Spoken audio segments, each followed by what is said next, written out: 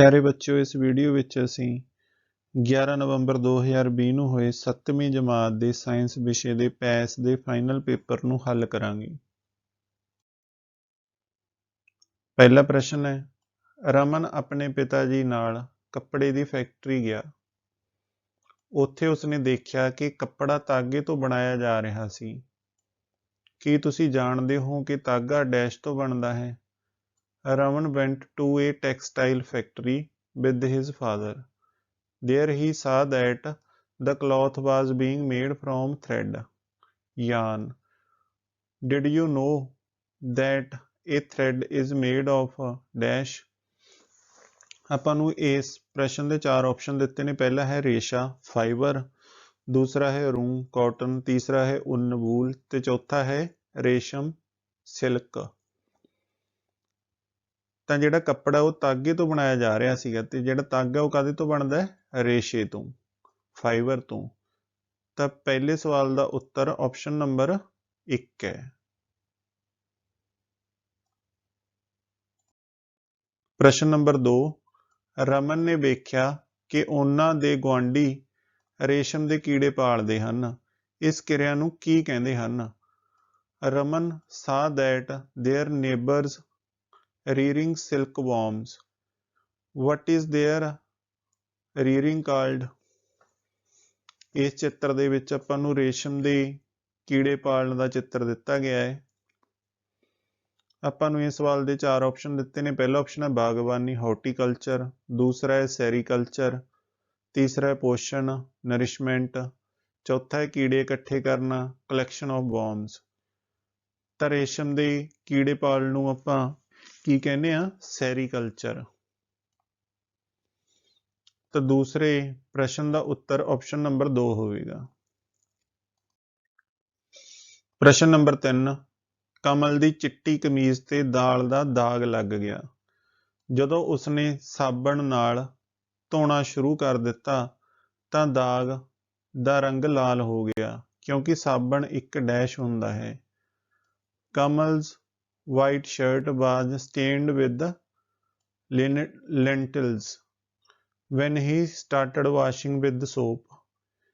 The stain turned red because the soap is। ਆਪਾਂ ਨੂੰ ਇਸ ਦੇ ਚਾਰ ਆਪਸ਼ਨ ਦਿੱਤੇ ਨੇ। ਪਹਿਲਾ ਹੈ ਤੇਜ਼ਾਬ ਐਸਿਡ, ਦੂਜਾ ਹੈ ਖਾਰ ਬੇਸ, ਤੀਜਾ ਹੈ ਨਮਕ ਸਾਲਟ, ਚੌਥਾ ਉਪਰੋਕਤ ਵਿੱਚੋਂ ਕੋਈ ਨਹੀਂ ਨਨ ਆਫ ਦਾ ਅਬਵ। ਤਾਂ ਜਿਹੜਾ ਦਾਗ ਆ ਉਹ ਲਾਲ ਰੰਗ ਦਾ ਹੋ ਗਿਆ ਕਿਉਂਕਿ ਸਾਬਣ ਕੀ ਹੁੰਦਾ ਹੈ? ਸਾਬਣ ਖਾਰ ਹੁੰਦਾ ਹੈ, ਬੇਸ ਹੁੰਦਾ ਹੈ। ਬੱਚਿਓ, ਤੀਸਰੇ ਸਵਾਲ ਦਾ ਉੱਤਰ ਆਪਸ਼ਨ ਨੰਬਰ 2 ਆਵੇਗਾ ਅਤੇ ਤੁਸੀਂ ਇਹਨਾਂ ਨੂੰ ਪਰਿਵਰਤਨਾਂ ਨੂੰ ਜਾਣਨ ਵਾਸਤੇ ਦੋ ਫਾਰਮੂਲੇ ਯਾਦ ਕਰ ਲੈਣੇ ਨੇ। ਪਹਿਲਾ ਹੈ ਤੇਨਲ, ਜਿਹੜਾ ਤੇਜ਼ਾਬ ਹੈ ਉਹ ਨੀਲੇ ਨੂੰ ਲਾਲ ਦੇ ਵਿੱਚ ਬਦਲ ਦਿੰਦਾ ਹੈ, ਤੇ ਦੂਜਾ ਹੈ ਖੇਲਣ, ਜਿਹੜਾ ਖਾਰ ਹੈ ਉਹ ਲਾਲ ਨੂੰ ਨੀਲੇ ਦੇ ਵਿੱਚ ਬਦਲ ਦਿੰਦਾ ਹੈ। ਚੌਥਾ ਪ੍ਰਸ਼ਨ ਹੈ, ਅਧਿਆਪਕ ਨੇ ਜੋਬਨ ਨੂੰ ਦੱਸਿਆ ਕਿ ਨਿੰਬੂ ਦੇ ਰਸ ਵਿੱਚ ਤੇਜ਼ਾਬ ਹੁੰਦਾ ਹੈ। ਨਿੰਬੂ ਦੇ ਰਸ ਦਾ ਸਵਾਦ ਕੀ ਹੋਵੇਗਾ? Teacher tells Joban that lemon juice contains acid. What will be the taste of lime juice? ਆਪਾਂ ਨੂੰ ਇਸ ਦੇ ਚਾਰ ਆਪਸ਼ਨ ਦਿੱਤੇ ਨੇ। ਪਹਿਲਾ ਹੈ ਖੱਟਾ ਸੌਰ, ਦੂਜਾ ਹੈ ਮਿੱਠਾ ਸਵੀਟ, ਤੀਜਾ ਹੈ ਕੌੜਾ ਬਿਟਰ, ਚੌਥਾ ਹੈ ਨਮਕੀਨ ਸੌਲਟੀ। ਤਾਂ ਨਿੰਬੂ ਦੇ ਰਸ ਦਾ ਸਵਾਦ ਕੀ ਹੋਵੇਗਾ? ਖੱਟਾ ਹੋਵੇਗਾ। ਤਾਂ ਚੌਥੇ ਪ੍ਰਸ਼ਨ ਦਾ ਉੱਤਰ ਆਪਸ਼ਨ ਨੰਬਰ 1 ਹੋਵੇਗਾ। ਪ੍ਰਸ਼ਨ ਨੰਬਰ 5, ਰਜਨੀਸ਼ ਨੇ ਕਾਰ ਡੈਸ਼ਬੋਰਡ ਤੇ 1 ਮੀਟਰ ਦੇਖਿਆ ਜੋ ਯਾਤਰਾ ਦੀ ਦੂਰੀ ਨੂੰ ਮਾਪਦਾ ਹੈ। ਇਸ ਮੀਟਰ ਦਾ ਨਾਮ ਕੀ ਹੈ? Rajneesh saw a meter on car dashboard which measures distance traveled. What is the name of this meter? ਬੱਚਿਓ, ਆਪਾਂ ਨੂੰ ਇਸ ਚਿੱਤਰ ਦੇ ਵਿੱਚ ਮੀਟਰ ਦਾ ਚਿੱਤਰ ਦਿਖਾਇਆ ਗਿਆ ਹੈ। ਆਪਾਂ ਨੂੰ ਇਹ ਪੁੱਛਿਆ ਗਿਆ ਹੈ ਕਿ ਇਹ ਪਾਰਟ ਜੋ ਦੂਰੀ ਨੂੰ ਨਾਪਦਾ ਹੈ ਉਸ ਨੂੰ ਕੀ ਕਹਿੰਦੇ ਆ? ਆਪਾਂ ਨੂੰ ਇਸ ਦੇ ਚਾਰ ਆਪਸ਼ਨ ਦਿੱਤੇ ਗਏ ਨੇ। ਪਹਿਲਾ ਆਪਸ਼ਨ ਹੈ ਓਡੋਮੀਟਰ, ਦੂਸਰਾ ਹੈ ਕਿਲੋਮੀਟਰ, ਤੀਜਾ ਹੈ ਸਪੀਡੋਮੀਟਰ, चौथा है उपरोक्त विचों कोई नहीं। ਤਾਂ ਬੱਚਿਓ ਜਿਹੜਾ ਕਾਰ ਦੇ ਡੈਸ਼ਬੋਰਡ ਤੇ ਜਾਂ ਮੋਟਰਸਾਈਕਲ ਦੇ ਅੱਗੇ ਮੀਟਰ ਲੱਗਿਆ ਹੁੰਦਾ ਹੈ ਜੋ ਯਾਤਰਾ ਦੀ ਦੂਰੀ ਨੂੰ ਨਾਪਦਾ ਹੈ ਉਸ ਨੂੰ ਆਪਾਂ ਕੀ ਕਹਿੰਦੇ ਆ ਓਡੋਮੀਟਰ ਕਹਿੰਦੇ ਆਪਾਂ। ਅਤੇ ਜੋ ਵਾਹਨ ਦੀ ਗਤੀ ਨੂੰ ਦਰਸਾ ਰਿਹਾ ਇਹ ਲਾਲ ਰੰਗ ਦੀ ਸੂਈ ਹੈ ਜਦੋਂ ਕੋਈ ਵੀ ਵਾਹਨ ਚੱਲਦਾ ਹੈ ਤਾਂ ਇਹ ਉੱਪਰ ਚਲੀ ਜਾਂਦੀ ਹੈ ਤਾਂ ਇਹ ਉਸ ਦੀ ਸਪੀਡ ਹੁੰਦੀ ਹੈ ਕਿ ਉਹ 1 ਘੰਟੇ ਦੇ ਵਿੱਚ ਕਿੰਨੇ ਕਿਲੋਮੀਟਰ ਦੀ ਦੂਰੀ ਤੈਅ ਕਰੇਗਾ। ਪ੍ਰਸ਼ਨ ਨੰਬਰ 6 ਕਾਜਲ ਅਤੇ ਮੀਰਾ ਨੇ ਪਪੀਤੇ ਦੇ ਕੁਝ ਫੁੱਲ ਵੇਖੇ ਅਤੇ ਬੜੇ ਹੈਰਾਨ ਹੋਏ ਕਿਉਂਕਿ ਉਹਨਾਂ ਵਿੱਚ ਜਾਂ ਤਾਂ ਪੁੰਕੇਸਰ ਸੀ ਜਾਂ ਇਸਤਰੀ ਕੇਸਰ ਮੌਜੂਦ ਸਨ। ਅਜਿਹੇ ਫੁੱਲ ਜਿਨ੍ਹਾਂ ਵਿੱਚ ਸਿਰਫ ਪੁੰਕੇਸਰ ਜਾਂ ਇਸਤਰੀ ਕੇਸਰ ਮੌਜੂਦ ਹੋਣ ਨੂੰ ਡੈਸ਼ ਕਹਿੰਦੇ ਹਨ। Kajal and Meera saw some papaya flowers and were surprised because they had either stamens or pistils. Flowers that contain only stamens or pistils are called। ਆਪਾਂ ਨੂੰ ਇਸ ਚਿੱਤਰ ਦੇ ਵਿੱਚ ਪਪੀਤੇ ਦੇ ਕੁਝ ਫੁੱਲ ਦਿੱਤੇ ਨੇਗੇ। ਇਹਨਾਂ ਦੇ ਵਿੱਚ ਆਪਾਂ ਦੇਖ ਸਕਦੇ ਹਾਂ ਕਿ ਕਈਆਂ ਦੇ ਵਿੱਚ ਤਾਂ ਸਿਰਫ ਇਸਤਰੀ ਕੇਸਰ ਹੈ ਤੇ ਕਈਆਂ ਦੇ ਵਿੱਚ ਪੁੰਕੇਸਰ ਹੈ। ਤਾਂ ਅਜਿਹੇ ਪੌਦੇ ਜਿਨ੍ਹਾਂ ਦੇ ਵਿੱਚ ਸਿਰਫ ਪੁੰਕੇਸਰ ਜਾਂ ਇਸਤਰੀ ਕੇਸਰ ਹੁੰਦੇ ਨੇ ਆਪਾਂ ਉਹਨਾਂ ਨੂੰ ਕੀ ਕਹਿੰਦੇ ਆ। ਆਪਾਂ ਨੂੰ ਇਸ ਦੇ ਆਪਸ਼ਨ ਦਿੱਤੇ ਨੇ। ਪਹਿਲਾ ਹੈ ਦੋ ਲਿੰਗੀ ਫੁੱਲ ਬਾਈਸੈਕਸ਼ੂਅਲ ਫਲਾਵਰ, ਇੱਕ ਲਿੰਗੀ ਫੁੱਲ ਯੂਨੀਸੈਕਸ਼ੂਅਲ ਫਲਾਵਰ, ਤੀਜਾ ਹੈ ਅਲਿੰਗੀ ਫੁੱਲ ਅਸੈਕਸ਼ੂਅਲ ਫਲਾਵਰ, ਚੌਥਾ ਹੈ ਉਪਰੋਕਤ ਵਿੱਚੋਂ ਕੋਈ ਨਹੀਂ none of the above.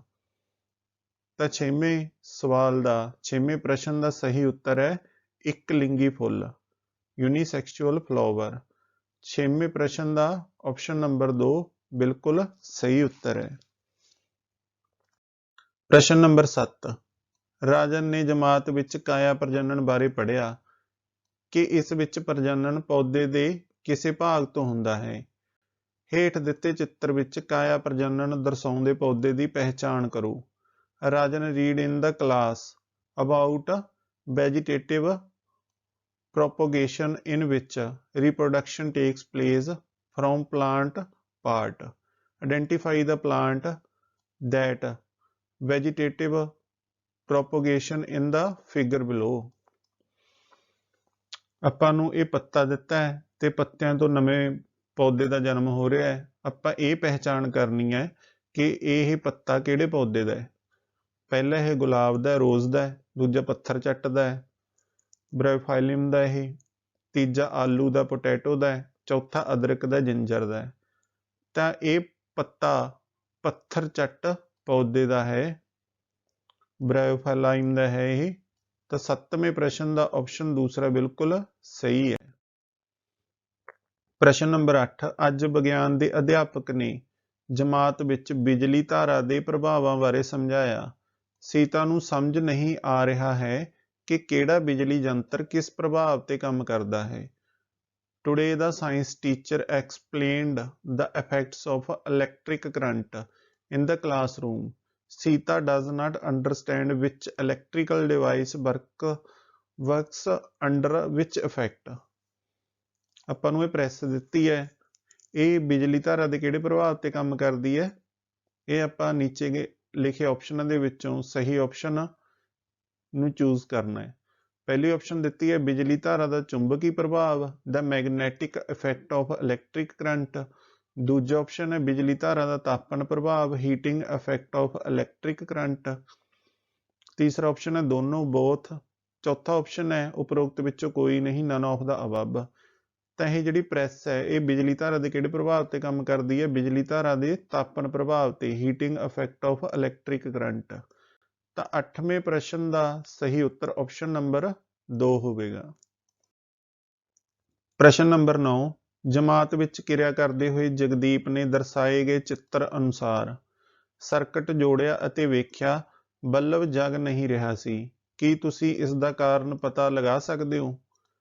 While performing activity in classroom, Jagdeep connected the circuit as shown and saw that the bulb was not on. Can you find out the reason? ਆਪਾਂ ਨੂੰ ਇਹ circuit ਦਾ ਚਿੱਤਰ ਦਿੱਤਾ ਗਿਆ, ਇਹਨੂੰ ਦੇਖ ਕੇ ਆਪਾਂ ਦੱਸਣਾ ਕਿ ਬਲਬ ਨਾ ਜਗਣ ਦਾ ਕੀ ਕਾਰਨ ਹੈ। ਆਪਾਂ ਨੂੰ ਪਹਿਲਾ ਆਪਸ਼ਨ ਦਿੱਤਾ ਕਿਉਂਕਿ ਸਰਕਟ ਦਾ ਸਵਿਚ ਆਫ ਹੈ। ਆਪਾਂ ਦੇਖਦੇ ਹਾਂ ਕਿ ਜਿਹੜਾ ਸਰਕਟ ਦਾ ਸਵਿਚ ਹੈ ਉਹ ਤਾਂ ਔਨ ਹੈ, ਇਸ ਕਰਕੇ ਇਸ ਦਾ ਇਹ ਆਪਸ਼ਨ ਨਹੀਂ ਹੋਵੇਗਾ। ਦੂਸਰਾ ਆਪਸ਼ਨ ਹੈ ਸਰਕਟ ਵਿੱਚ ਇੱਕ ਸੈੱਲ ਹੋਰ ਲਗਾਉਣਾ ਚਾਹੀਦਾ ਸੀ, 2 ਸੈੱਲ ਆਲਰੇਡੀ ਲੱਗੇ ਹੋਏ ਨੇ, ਤੀਜੇ ਸੈੱਲ ਦੀ ਲੋੜ ਨਹੀਂ ਹੈ ਕਿਉਂਕਿ ਸਿਰਫ LED ਬੱਲਬ ਹੀ ਹੈ। ਕੁਝ ਸਮਝ ਵੀ ਨਹੀਂ ਆ ਰਿਹਾ, ਇਹ ਚਿੱਤਰ ਨੂੰ ਧਿਆਨ ਨਾਲ ਦੇਖੋ ਵੀ ਕੁਝ ਸਮਝ ਨਹੀਂ ਆ ਰਿਹਾ। ਨਹੀਂ ਸਮਝ ਤਾਂ ਆ ਰਿਹਾ ਵੀ ਕਿਉਂ ਨਹੀਂ ਜਗ ਰਿਹਾ, ਇਹ ਕਿਉਂ ਨਹੀਂ ਜਗ ਰਿਹਾ? ਕਿਉਂਕਿ ਇਹ ਜਿਹੜੇ ਸੈੱਲ ਨੇਗੇ ਉਹਨਾਂ ਦੇ ਦੋਵੇਂ ਜਿਹੜੇ ਧਨ ਟਰਮੀਨਲ ਉਹਨਾਂ ਨੂੰ ਜੋੜਿਆ ਗਿਆ, ਇਹ ਆਪੋਜ਼ਿਟ ਟਰਮੀਨਲ ਹੋਣੇ ਚਾਹੀਦੇ ਨੇ। ਹੁਣ ਦੇਖਦੇ ਹਾਂ ਚੌਥਾ ਆਪਸ਼ਨ, ਕਿਉਂਕਿ ਸੈੱਲ ਜੋੜਦੇ ਹੋਏ ਉਸਨੇ ਦੋਨਾਂ ਸੈੱਲਾਂ ਦੇ ਧਨ ਟਰਮੀਨਲ ਆਪਸ ਵਿੱਚ ਜੋੜ ਦਿੱਤੇ ਹਨ। Because while connecting the cells he has connected the positive terminals of 2 cells। ਹਾਂ, ਇਹ ਬਿਲਕੁਲ ਸਹੀ ਹੈ। ਤਾਂ 9ਵੇਂ ਪ੍ਰਸ਼ਨ ਦਾ ਸਹੀ ਉੱਤਰ ਆਪਸ਼ਨ ਨੰਬਰ 4 ਹੈ। ਪ੍ਰਸ਼ਨ ਨੰਬਰ 10, ਏਕਮ ਨੂਰ ਨੂੰ ਉਸਦੇ ਵਿਗਿਆਨ ਅਧਿਆਪਕ ਨੇ ਕੀਫ, ਰਬੜ ਦੀ ਨਲੀ ਅਤੇ ਗੁਬਾਰੇ ਨਾਲ ਸਟੈਥੋਸਕੋਪ ਦਾ ਇੱਕ ਮਾਡਲ ਤਿਆਰ ਕਰਨ ਲਈ ਕਿਹਾ। ਜਦ ਉਹ ਘਰ ਵਿੱਚ ਇਹ ਮਾਡਲ ਤਿਆਰ ਕਰ ਰਿਹਾ ਸੀ ਤਾਂ ਉਸਦੇ ਛੋਟੇ ਭਰਾ ਨੇ ਉਸ ਤੋਂ ਇਸ ਦੇ ਕਾਰਜ ਬਾਰੇ ਪੁੱਛਿਆ। ਉਸਨੇ ਕੀ ਉੱਤਰ ਦਿੱਤਾ ਹੋਵੇਗਾ? ਏਕਮ ਨੂਰ was asked by his science teacher to make a model of stethoscope with a funnel, a rubber tube and a balloon. While he was making this model at home, his younger brother asked him about his work. What would he have answered? ਆਪਾਂ ਨੂੰ ਇਸ ਚਿੱਤਰ ਦੇ ਵਿੱਚ model of stethoscope ਦਿੱਤਾ ਗਿਆ ਹੈ। ਆਪਾਂ ਨੂੰ ਇਸ ਪ੍ਰਸ਼ਨ ਦੇ 4 ਆਪਸ਼ਨ ਦਿੱਤੇ ਗਏ ਨੇਗੇ ਕਿ ਜਿਹੜਾ ਸਟੈਥੋਸਕੋਪ ਹੈ ਉਸਦਾ ਕੀ ਕੰਮ ਹੈ। ਗਾਣੇ ਸੁਣਨ ਲਈ ਯੰਤਰ ਹੈ, instrument for listening to songs. ਦੂਸਰਾ ਆਪਸ਼ਨ ਦਿੱਤਾ ਪਾਣੀ ਭਰਨ ਦਾ ਯੰਤਰ ਹੈ, ਵਾਟਰ ਫਿਲਿੰਗ ਡਿਵਾਈਸ ਹੈ। ਤੀਸਰਾ ਆਪਸ਼ਨ ਦਿੱਤਾ ਦਿਲ ਦੀ ਧੜਕਣ ਸੁਣਨ ਲਈ ਯੰਤਰ ਹੈ, instrument for listening to the heart beat. ਚੌਥਾ ਆਪਸ਼ਨ ਹੈ ਉਪਰੋਕਤ ਵਿੱਚੋਂ ਕੋਈ ਨਹੀਂ, ਨਨ ਆਫ ਦਾ ਅਬਵ। ਤਾਂ ਪਿਆਰੇ ਬੱਚਿਓ, ਜਿਵੇਂ ਕਿ ਤੁਹਾਨੂੰ ਸਭ ਨੂੰ ਪਤਾ ਹੀ ਹੈ ਕਿ ਸਟੈਥੋਸਕੋਪ ਦਿਲ ਦੀ ਧੜਕਣ ਸੁਣਨ ਲਈ ਵਰਤਿਆ ਜਾਂਦਾ ਹੈ, instrument for listening to the heart beat. ਪ੍ਰਸ਼ਨ ਨੰਬਰ 10 ਦਾ ਉੱਤਰ ਆਪਸ਼ਨ ਨੰਬਰ 3 ਆਵੇਗਾ। ਪ੍ਰਸ਼ਨ ਨੰਬਰ 11, ਮਨਜੋਤ ਨੂੰ ਬੁਖਾਰ ਸੀ, ਇਸ ਲਈ ਉਸਦੇ ਮਾਤਾ ਜੀ ਉਸਨੂੰ ਡਾਕਟਰ ਕੋਲ ਲੈ ਗਈ। ਡਾਕਟਰ ਨੇ ਉਸਦੀ ਨਬਜ਼ ਚੈੱਕ ਕੀਤੀ ਤਾਂ ਉਹ ਤੇਜ਼ ਸੀ। ਮਨਜੋਤ ਦੇ ਪੁੱਛਣ ਤੇ ਡਾਕਟਰ ਨੇ ਦੱਸਿਆ ਕਿ ਸਿਹਤਮੰਦ ਵਿਅਕਤੀ ਦੀ ਨਬਜ਼ ਦਰ ਆਮ ਤੌਰ ਤੇ ਡੈਸ਼ ਤੱਕ ਪ੍ਰਤੀ ਮਿੰਟ ਹੁੰਦੀ ਹੈ। Manjot had a fever, so his mother took him to the doctor. When Manjot asked, the doctor said that the pulse rate of a healthy person is usually dash beats per minute। ਇਸ ਚਿੱਤਰ ਦੇ ਵਿੱਚ ਤੁਸੀਂ ਦੇਖ ਰਹੇ ਹੋ ਕਿ ਜੋ ਮਨਜੋਤ ਹੈ ਉਹ ਬੈੱਡ ਤੇ ਲੇਟੀ ਹੋਈ ਹੈ ਅਤੇ ਡਾਕਟਰ ਉਸ ਦੀ ਨਬਜ਼ ਚੈੱਕ ਕਰ ਰਹੀ ਹੈ।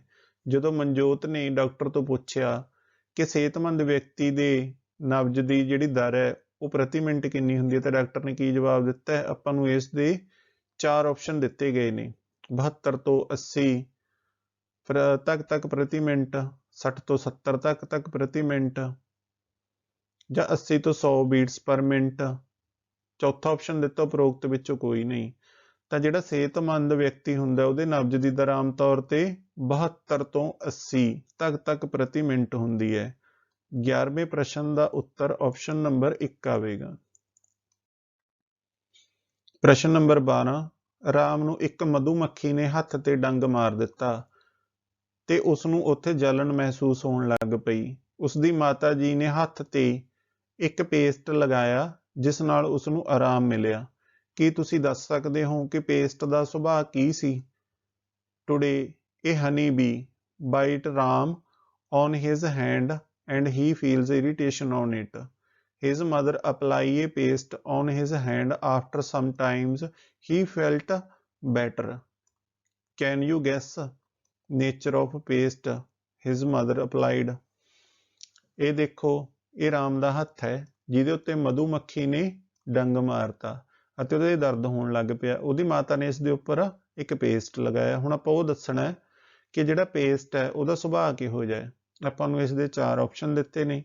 ਪਹਿਲਾ ਹੈ ਤੇਜ਼ਾਬੀ ਹੈ, ਐਸਿਡਿਕ ਹੈ। ਦੂਜਾ ਖਾਰੀ ਹੈ, ਬੇਸਿਕ ਹੈ। ਤੀਜਾ ਉਦਾਸੀਨ ਹੈ, ਨਿਊਟਰਲ ਹੈ। ਚੌਥਾ ਉਪਰੋਕਤ ਵਿੱਚੋਂ ਕੋਈ ਨਹੀਂ, ਨਨ ਆਫ ਦਾ ਅਬਵ। ਤਾਂ ਪਿਆਰੇ ਬੱਚਿਓ, ਜਿਹੜਾ ਪੇਸਟ ਹੈ, ਪੇਸਟ ਦਾ ਸੁਭਾਅ ਕਿਹੋ ਜਿਹਾ ਹੁੰਦਾ ਹੈ? ਖਾਰੀ ਹੁੰਦਾ ਹੈ।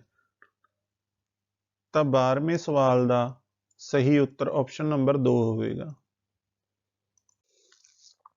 ਪ੍ਰਸ਼ਨ ਨੰਬਰ 13, ਸਾਇੰਸ ਟੀਚਰ ਵਿਦਿਆਰਥੀਆਂ ਨੂੰ ਮਨੁੱਖੀ ਸਾਹ ਪ੍ਰਣਾਲੀ ਦਾ ਇੱਕ ਨਮੂਨਾ ਪ੍ਰਦਰਸ਼ਿਤ ਕਰਦਾ ਹੈ, ਜਿਵੇਂ ਕਿ ਹੇਠਾਂ ਦਰਸਾਇਆ ਗਿਆ ਹੈ। ਇਸ ਮਾਡਲ ਵਿੱਚ ਰਬੜ ਦੇ ਗੁਬਾਰੇ ਕਿਸ ਨੂੰ ਦਰਸਾਉਂਦੇ ਹਨ? Science teacher display A model of human respiratory system to the students as shown in following. What does the rubber balloons represent in this model? ਆਪਾਂ ਨੂੰ ਇਹ ਮਾਡਲ ਦਿਖਾਇਆ ਗਿਆ ਹੈ। ਆਪਾਂ ਇਹਦੇ ਵਿੱਚ ਦੱਸਣਾ ਹੈ ਕਿ ਜਿਹੜੇ ਰਬੜ ਦੇ ਗੁਬਾਰੇ ਨੇਗੇ, ਇਹ ਵਾਲੇ ਗੁਬਾਰੇ, ਇਹ ਕਿਸ ਨੂੰ ਦਰਸਾ ਰਹੇ ਨੇ। ਆਪਾਂ ਨੂੰ ਇਹਦੇ 4 ਆਪਸ਼ਨ ਦਿੱਤੇ ਨੇ। ਪਸਲੀਆਂ ਨੂੰ, ਰਿਬਸ ਨੂੰ, ਗੁਰਦਿਆਂ ਨੂੰ, ਕਿਡਨੀਆਂ ਨੂੰ, ਫੇਫੜੇ ਯਾਨੀ ਕਿ ਲੰਗਸ ਨੂੰ, ਜਿਗਰ ਯਾਨੀ ਕਿ ਲੀਵਰ ਨੂੰ। ਤਾਂ ਪਿਆਰੇ ਬੱਚਿਓ, ਇਹ ਲਾਲ ਰੰਗ ਦੇ ਜਿਹੜੇ ਰਬੜ ਦੇ ਬੈਲੂਨ ਨੇ, ਰਬੜ ਦੇ ਗੁਬਾਰੇ ਨੇ, ਉਹ ਕਿਹਨੂੰ ਦਰਸਾ ਰਹੇ ਨੇ? ਫੇਫੜਿਆਂ ਨੂੰ, ਲੰਗਸ ਨੂੰ। ਤਾਂ ਪ੍ਰਸ਼ਨ ਨੰਬਰ 13 ਦਾ ਸਹੀ ਉੱਤਰ ਆਪਸ਼ਨ ਨੰਬਰ 3 ਹੋਵੇਗਾ। ਪ੍ਰਸ਼ਨ ਨੰਬਰ 14, ਉਸ ਦੀ ਸਾਇੰਸ ਅਧਿਆਪਕ ਦੀਆਂ ਹਦਾਇਤਾਂ ਅਨੁਸਾਰ ਮਨਪ੍ਰੀਤ ਨੇ ਇੱਕ ਕਿਰਿਆ ਕਰਦੇ ਹੋਏ ਇੱਕ ਪਰਖ ਨਲੀ ਵਿੱਚ ਕੁਝ ਉਬਾਲੇ ਹੋਏ ਚੌਲ ਲਏ ਅਤੇ ਦੂਸਰੀ ਪਰਖ ਨਲੀ ਵਿੱਚ ਕੁਝ ਉਬਾਲੇ ਚੌਲਾਂ ਨੂੰ ਲਾਰ ਨਾਲ ਮਿਲਾਇਆ ਅਤੇ ਸਟਾਰਚ ਟੈਸਟ ਕੀਤਾ। ਉਹ ਇਸ ਦਾ ਟੈਸਟ ਕਰਨ ਲਈ ਕਿਹੜਾ ਘੋਲ ਵਰਤੇਗੀ? As per instructions given by her science teacher, Manpreet, while performing an activity, took some boiled rice in one test tube and in another test tube.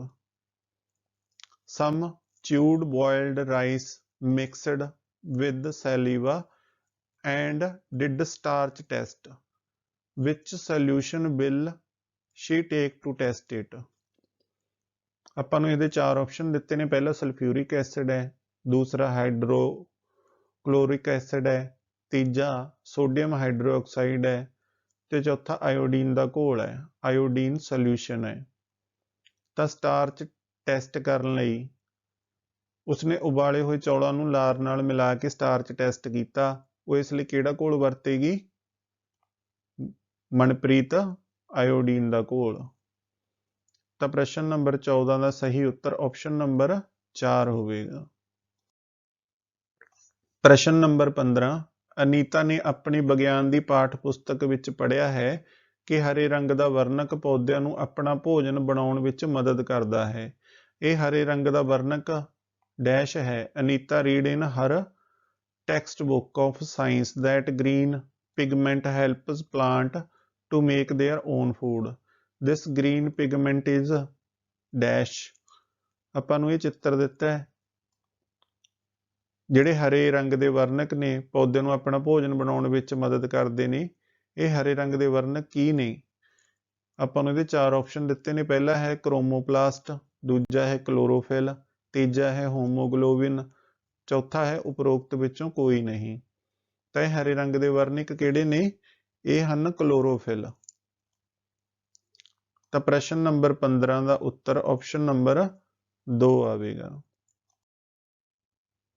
ਪ੍ਰਸ਼ਨ ਨੰਬਰ 16, ਸਾਇੰਸ ਅਧਿਆਪਕ ਨੇ ਵਿਦਿਆਰਥੀਆਂ ਨੂੰ ਹੇਠਾਂ ਦਿਖਾਏ ਚਿੱਤਰ ਅਨੁਸਾਰ ਅਮੀਬਾ ਦਾ ਇੱਕ ਚਿੱਤਰ ਵਿਖਾਇਆ ਅਤੇ ਉਹਨਾਂ ਨੂੰ ਪੁੱਛਿਆ ਕਿ ਅਮੀਬਾ ਦੇ ਸਰੀਰ ਤੇ ਜੋ ਉਂਗਲੀਆਂ ਵਰਗੀਆਂ ਸੰਰਚਨਾਵਾਂ ਦਿਖਾਈ ਦੇ ਰਹੀਆਂ ਹਨ, ਜੋ ਅਮੀਬਾ ਨੂੰ ਭੋਜਨ ਅੰਦਰ ਲੈ ਕੇ ਜਾਣ ਵਿੱਚ ਸਹਾਇਤਾ ਕਰਦੀਆਂ ਹਨ, ਉਹਨਾਂ ਨੂੰ ਅਸੀਂ ਕੀ ਕਹਾਂਗੇ? Science teacher shown a diagram of amoeba as follows to the students and asked them what we call the finger-like projections from amoeba's body that helps amoeba to engulf food. ਪਿਆਰੇ ਬੱਚੇ, ਆਪਾਂ ਨੂੰ ਇਹ ਅਮੀਬਾ ਦਾ ਚਿੱਤਰ ਦਿਖਾਇਆ ਗਿਆ ਹੈ। ਇਹਦੇ ਉੱਪਰ ਆਪਾਂ ਨੂੰ ਜੋ ਉਂਗਲੀਆਂ ਵਰਗੀਆਂ ਸੰਰਚਨਾਵਾਂ ਦਿਖਾਈ ਦੇ ਰਹੀਆਂ ਨੇ, ਆਪਾਂ ਉਹਨਾਂ ਨੂੰ ਪਹਿਚਾਨਣਾ ਹੈ ਕਿ ਉਹਨਾਂ ਨੂੰ ਆਪਾਂ ਕੀ ਕਹਾਂਗੇ? ਭੋਜਨ ਰਸਦਾਨੀ ਕਹਾਂਗੇ, ਫੂਡ ਵੈਕਿਊਲ, ਲਹੂ ਵਹਿਣੀਆਂ ਕਹਾਂਗੇ, ਬਲੱਡ ਵੈਸਲਸ, ਆਭਾਸੀ ਪੈਰ ਕਹਾਂਗੇ, ਸਿਊਡੋਪੋਡੀਆ ਕਹਾਂਗੇ ਆਪਾਂ ਇਹਨਾਂ ਨੂੰ, ਜਾਂ ਉਪਰੋਕਤ ਵਿੱਚੋਂ ਕੋਈ ਨਹੀਂ। ਇਹ ਜੋ ਉਂਗਲੀਆਂ ਵਰਗੀਆਂ ਰਚਨਾਵਾਂ ਦਿਖਾਈ ਦੇ ਰਹੀਆਂ ਨੇ, ਇਹ ਕੀ ਨੇ? ਆਭਾਸੀ ਪੈਰ ਨੇ। ਇਹ ਆਪਾਂ ਇਹਨਾਂ ਨੂੰ ਸੀਡੋਪੋਡੀਆ ਕਹਾਂਗੇ ਜਾਂ ਝੂਠੇ ਪੈਰ ਕਹਾਂਗੇ। ਤਾਂ ਪ੍ਰਸ਼ਨ ਨੰਬਰ 16 ਦਾ ਆਪਸ਼ਨ ਨੰਬਰ 3 ਉੱਤਰ ਬਿਲਕੁਲ ਸਹੀ ਹੈ। ਪ੍ਰਸ਼ਨ ਨੰਬਰ 17, ਅਧਿਆਪਕ ਨੇ ਵਿਦਿਆਰਥੀਆਂ ਨੂੰ ਦੱਸਿਆ ਕਿ ਸਾਰੇ ਹਰੇ ਪੌਦੇ ਆਪਣਾ ਭੋਜਨ ਆਪ ਬਣਾ ਸਕਦੇ ਹਨ। ਅਜਿਹੇ ਜੀਵ ਜੋ ਆਪਣਾ ਭੋਜਨ ਆਪ ਬਣਾਉਂਦੇ ਹਨ ਉਹਨਾਂ ਨੂੰ ਡੈਸ਼ ਕਹਿੰਦੇ ਹਾਂ।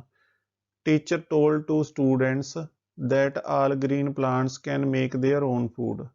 Such organism which can make their food by themselves are called. ਆਪਾਂ ਨੂੰ ਇਸ ਦੇ 4 ਆਪਸ਼ਨ ਦਿੱਤੇ ਨੇ। ਪਹਿਲਾ ਹੈ ਸਵੈਪੋਸ਼ੀ ਆਟੋਟ੍ਰੋਪਸ, दूसरा है परपोषी हिट्रोटॉप्स, तीसरा है परजीवी पैरासाइट्स, चौथा है कीटहारी इंसैक्टिवरस। तो प्यारे बच्चों, ਜਿਹੜੇ ਹਰੇ ਪੌਦੇ ਆਪਣਾ ਭੋਜਨ ਆਪ ਬਣਾ ਸਕਦੇ ਨੇ ਆਪਾਂ ਉਹਨਾਂ ਨੂੰ ਕੀ ਕਹਿੰਦੇ ਆ? ਆਪਾਂ ਉਹਨਾਂ ਨੂੰ ਕਹਿੰਦੇ ਆ ਸਵੈਪੋਸ਼ੀ ਆਟੋਟ੍ਰੋਪਸ। ਤਾਂ ਪ੍ਰਸ਼ਨ ਨੰਬਰ 17 ਦਾ ਸਹੀ ਉੱਤਰ ਆਪਸ਼ਨ ਨੰਬਰ 1 ਹੋਵੇਗਾ। ਬੱਚਿਓ, ਤੁਸੀਂ ਇਸ ਚਿੱਤਰ ਦੇ ਵਿੱਚ ਦੇਖ ਰਹੇ ਹੋ ਇੱਕ ਪੌਦਾ ਸੂਰਜ ਦੀ ਰੋਸ਼ਨੀ ਦੇ ਵਿੱਚ ਪੱਤਿਆਂ ਦੇ ਵਿੱਚ ਕਲੋਰੋਫਿਲ ਕਾਰਨ ਕਾਰਬਨ ਡਾਈਆਕਸਾਈਡ ਵਾਤਾਵਰਣ ਤੋਂ ਸੋਖ ਕੇ ਤੇ ਆਕਸੀਜਨ ਛੱਡ ਕੇ ਕੀ ਕਰ ਰਿਹਾ? ਆਪਣਾ ਭੋਜਨ ਆਪ ਬਣਾ ਰਿਹਾ। ਆਪਾਂ ਇਹਨੂੰ ਕਿਹੜੀ ਪ੍ਰਕਿਰਿਆ ਕਹਿੰਦੇ ਆ? ਫੋਟੋਸਿੰਥੈਸਿਸ ਦੀ ਕੀ ਪ੍ਰਕਿਰਿਆ ਕਹਿੰਦੇ ਆ। ਪ੍ਰਸ਼ਨ ਨੰਬਰ 18, ਅੱਜ ਮਨਵੀਰ ਕੁਦਰਤੀ ਸੂਚਕਾਂ ਬਾਰੇ ਪੜ੍ਹਾ ਰਿਹਾ ਸੀ। ਉਸਦੇ ਅਧਿਆਪਕ ਨੇ ਕੁਝ ਪਦਾਰਥ ਉਸਦੇ ਸਾਹਮਣੇ ਰੱਖੇ ਅਤੇ ਪੁੱਛਿਆ ਕਿ ਇਹਨਾਂ ਵਿੱਚੋਂ ਕਿਸ ਪਦਾਰਥ ਨੂੰ ਕੁਦਰਤੀ ਸੂਚਕ ਦੇ ਰੂਪ ਵਿੱਚ ਵਰਤਿਆ ਜਾਂਦਾ ਹੈ। Today Manveer was reading about natural indicators. His teacher placed some substances in front of him and asked which of these substances is used as natural indicator. ਪਹਿਲਾ ਆਪਾਂ ਨੂੰ ਲੱਕੜੀ ਦਾ ਟੁਕੜਾ ਦਿੱਤਾ ਹੈ, ਪੀਸ ਆਫ ਵੁੱਡ। ਦੂਜੇ ਦੇ ਵਿੱਚ ਆਪਾਂ ਨੂੰ ਨਮਕ ਦਿੱਤਾ, ਸਾਲਟ। ਤੀਜੇ ਦੇ ਵਿੱਚ ਆਪਾਂ ਨੂੰ ਲੋਹੇ ਦੇ ਕਿੱਲ ਦਿੱਤੇ ਨੇ, ਆਇਰਨ ਨੇਲ ਦਿੱਤੇ। ਚੌਥੇ ਦੇ ਵਿੱਚ ਚਾਈਨਾ ਰੋਜ਼ ਦਿੱਤਾ ਆਪਾਂ ਨੂੰ। ਤਾਂ ਪਿਆਰੇ ਬੱਚਿਓ, ਜਿਹੜਾ ਕੁਦਰਤੀ ਸੂਚਕ ਦੇ ਰੂਪ ਵਿੱਚ ਵਰਤਿਆ ਜਾਂਦਾ ਹੈ ਉਹ ਕੀ ਵਰਤਿਆ ਜਾਂਦਾ ਹੈ? ਚਾਈਨਾ ਰੋਜ਼ ਵਰਤਿਆ ਜਾਂਦਾ ਹੈ। ਤਾਂ ਪ੍ਰਸ਼ਨ ਨੰਬਰ 18 ਦਾ ਆਪਸ਼ਨ ਨੰਬਰ 4 ਬਿਲਕੁਲ ਸਹੀ ਹੈ, ਚਾਈਨਾ ਰੋਜ਼। ਪ੍ਰਸ਼ਨ ਨੰਬਰ 19, ਸਾਇੰਸ ਲੈਬ ਵਿੱਚ ਇੱਕ ਕਿਰਿਆ ਕਰਦੇ ਹੋਏ ਅਮਨ ਨੇ ਪਾਈਪ ਦੀ ਮਦਦ ਨਾਲ ਚੂਨੇ ਦੇ ਪਾਣੀ ਵਾਲੀ ਪਰਖ ਨਲੀ ਵਿੱਚ ਫੂਕ ਮਾਰੀ ਤਾਂ ਉਸਨੇ ਦੇਖਿਆ ਕਿ ਚੂਨੇ ਦਾ ਪਾਣੀ ਦੁਧੀਆ ਹੋ ਗਿਆ। ਇਸ ਤਬਦੀਲੀ ਦਾ ਕਾਰਨ ਫੂਕ ਮਾਰਨ ਸਮੇਂ ਮੂੰਹ ਵਿੱਚੋਂ ਨਿਕਲੀ ਡੈਸ਼ ਗੈਸ ਹੈ। While performing N activity in science lab, Aman gently ਬਲੋ into test tube containing lime water with the help of a pipe. He observed that lime water turned milky. The reason for this change is the dash gas that comes out of the mouth. ਬੱਚਿਓ, ਇਸ ਚਿੱਤਰ ਦੇ ਵਿੱਚ ਤੁਸੀਂ ਦੇਖ ਰਹੇ ਹੋ ਕਿ ਇੱਕ ਪਰਖ ਨਲੀ ਦੇ ਵਿੱਚ ਚੂਨੇ ਵਾਲਾ ਪਾਣੀ ਪਾਇਆ ਹੋਇਆ ਹੈ ਤੇ ਇਸ ਬੱਚੇ ਨੇ ਜਦੋਂ ਫੂਕ ਮਾਰੀ ਇਹ ਦੁਧੀਆ ਹੋ ਗਿਆ। ਕਿਉਂ ਹੋਇਆ? ਆਪਾਂ ਨੂੰ ਇਸ ਦੇ 4 ਆਪਸ਼ਨ ਦਿੱਤੇ ਨੇ। ਪਹਿਲਾ ਆਪਸ਼ਨ ਹੈ ਕਾਰਬਨ ਡਾਈਆਕਸਾਈਡ, ਦੂਜਾ ਆਪਸ਼ਨ ਹੈ ਕਾਰਬਨ ਮੋਨੋਆਕਸਾਈਡ, ਤੀਜਾ ਆਪਸ਼ਨ ਹੈ ਆਕਸੀਜਨ ਤੇ ਚੌਥਾ ਆਪਸ਼ਨ ਹੈ ਉਪਰੋਕਤ ਵਿੱਚੋਂ ਕੋਈ ਨਹੀਂ। ਤਾਂ ਪ੍ਰਸ਼ਨ ਨੰਬਰ 19 ਦਾ ਸਹੀ ਉੱਤਰ ਹੈ ਕਾਰਬਨ ਡਾਈਆਕਸਾਈਡ, ਆਪਸ਼ਨ ਨੰਬਰ 1। ਪ੍ਰਸ਼ਨ ਨੰਬਰ 20, ਅਨੀਤਾ ਨੇ 2 ਘੰਟੇ ਤੱਕ ਭਾਰੀ ਕਸਰਤ ਕੀਤੀ ਜਿਸ ਕਾਰਨ ਉਸ ਨੂੰ ਥਕਾਵਟ ਮਹਿਸੂਸ ਹੋਣ ਲੱਗੀ। ਅਨੀਤਾ ਨੂੰ ਯਾਦ ਆਇਆ ਸੀ ਕਿ ਇੱਕ ਦਿਨ ਉਸ ਦੀ ਸਾਇੰਸ ਅਧਿਆਪਕ ਨੇ ਉਹਨਾਂ ਨੂੰ ਪੜ੍ਹਾਇਆ ਸੀ ਕਿ ਇਸ ਦੇ ਪਿੱਛੇ ਕੀ ਕਾਰਨ ਹੈ। Anita was feeling fatigue as she did heavy exercise for 2 hours. Anita had remembered that one day her science teacher taught them. What is the reason behind this? ਪਿਆਰੇ ਬੱਚਿਓ, ਇਸ ਚਿੱਤਰ ਦੇ ਵਿੱਚ ਅਨੀਤਾ ਨੂੰ 2 ਘੰਟੇ ਤੱਕ ਭਾਰੀ ਐਕਸਰਸਾਈਜ਼ ਕਰਦੇ ਹੋਏ ਦਿਖਾਇਆ ਗਿਆ ਹੈ। ਉਸ ਨੂੰ ਥਕਾਵਟ ਮਹਿਸੂਸ ਹੋ ਰਹੀ ਸੀ। ਕਿਉਂ ਹੋ ਰਹੀ ਸੀ? इस दे लई आपां नूं 4 ऑप्शन दिते गए ने, इन्हां दे विचों आपां सही ऑप्शन पिक करना है। पहला ऑप्शन है मांसपेशी विच लैक्टिक एसिड दे इकट्ठे होण कारण due to accumulation of lactic acid in muscles. दूसरा ऑप्शन है मांसपेशी विच सिट्रिक एसिड दे इकट्ठे होण कारण due to accumulation of citric acid in muscles. तीसरा ऑप्शन है मांसपेशी विच एसिटिक एसिड दे इकट्ठे होण कारण due to accumulation of acetic acid in muscles. चौथा ऑप्शन है उपरोक्त विचों कोई नहीं, नन ऑफ द अबव। तो प्यारे बच्चों, अनीता 2 घंटे तक एक्सरसाइज करन तो बाद थकावट क्यों महसूस कर रही सी? क्योंकि उसदियां मांसपेशियां दे विच लैक्टिक एसिड इकट्ठा हो गया सी due to accumulation of lactic acid in muscles. तो प्रश्न नंबर 20 का सही उत्तर ऑप्शन नंबर 1 होवेगा। प्यारे बच्चों, तुसी इस वीडियो दे डिस्क्रिप्शन बॉक्स नूं जरूर चैक करना है। उत्थे तुहानूं हिंदी दे शब्द, वर्णमाला, निबंध, प्रार्थना पत्र, कहानियां, नमूना प्रश्न पत्र, टिप्स एंड ट्रिक्स, पैस दे फाइनल पेपरां दे सॉल्यूशन आदि प्ले लिस्टां दे लिंक मिल जाणगे। उत्थे जाके तुसी अपने मनपसंद टॉपिक की तैयारी कर सकते हो। ਤਾਂ ਤੁਸੀਂ ਇਸ ਵੀਡੀਓ ਨੂੰ ਲਾਈਕ ਕਰਨਾ ਹੈ ਅਤੇ ਆਪਣੀ ਜਮਾਤ ਦੇ ਦੂਸਰੇ ਵਿਦਿਆਰਥੀਆਂ ਨਾਲ ਵੱਧ ਤੋਂ ਵੱਧ ਇਸ ਨੂੰ ਸ਼ੇਅਰ ਕਰਨਾ ਹੈ।